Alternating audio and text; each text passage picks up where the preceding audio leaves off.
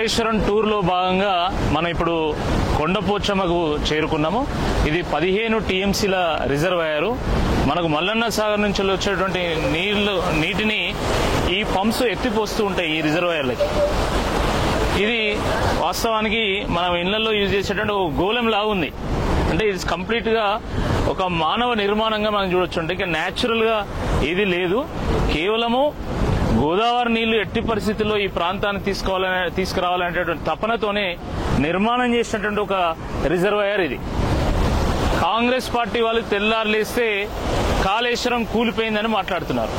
మరి కాళేశ్వరం కూలిపోతే మరి ఇక్కడ వచ్చేటువంటి నీళ్లు ఎక్కడి నుంచి వచ్చినాయి? ఈ నీళ్లు ఇవి కాళేశ్వరం నీళ్లు కాదా?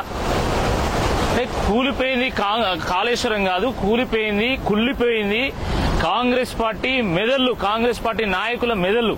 అందుకనే కాంగ్రెస్ పార్టీ నాయకులు ఎక్కడ మాట్లాడినా కాళేశ్వరం కూలిపోయిందని మాట్లాడతారు.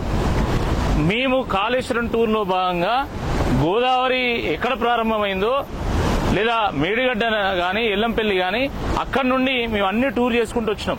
వేరియస్ రిజర్వాయర్స్ చూసినాం, పంప్ హౌసెస్ చూసినాము, కెనాల్లు చూసినాము.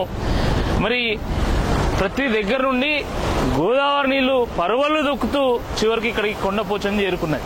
మరి అలాంటప్పుడు కాళేశ్వరం కూలిపోయిందని చెప్పి ఎట్లా మాట్లాడతారు? నిజంగా ఒకవేళ కాళేశ్వరం కూలిపోతే మరి మల్లన్న సాగర్ నుండి 30 టీఎంసీలు హైదరాబాద్ పట్టుకుపోవడానికి మీరు ఎట్లా ప్రయత్నం చేస్తున్నారు? మల్లన్న సాగర్ లో ఉన్నటువంటి నీళ్లు ఎక్కడి నుంచి వచ్చినాయి? కాళేశ్వరం నీళ్లు కాదా?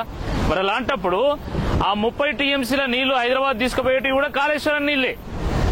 ఇప్పుడు ఉన్న ప్రభుత్వమే, స్వయంగా కాంగ్రెస్ ప్రభుత్వమే 30 టీఎంసీలను హైదరాబాద్ తీసుకుపోవడానికి కావాల్సినటువంటి పనులను చేపడుతున్నది.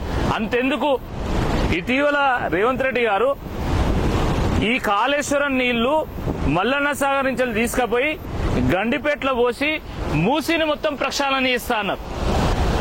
మరి అప్పుడు తెలియదు కాళేశ్వరం ఉన్నదా పోయిందా అని చెప్పి.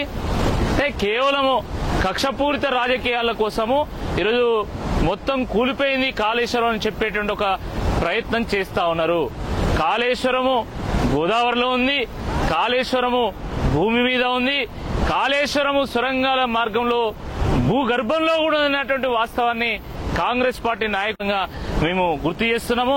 ఈ రిజర్వాయర్ల వల్ల కేవలం పంట పొలాలు మాత్రమే సస్యశ్యామలం కావడం లేదు, ఇక్కడ ఉన్నటువంటి జీవరాశులకు, ఇక్కడ ఉన్నటువంటి మన ఎడ్లకు గాని గొర్రెలకు గాని వాటికి కూడా నీరు అందిస్తున్నది.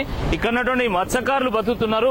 ఈ రకంగా అనేక రకాలుగా ఈ ప్రాజెక్టు యావత్ తెలంగాణ ప్రజలకు ఉపయోగపడుతున్నది. కానీ కాంగ్రెస్ పార్టీ మెదళ్లకు మాత్రం ఇది మంచిదనేటువంటి వాస్తవం తడతలేదు.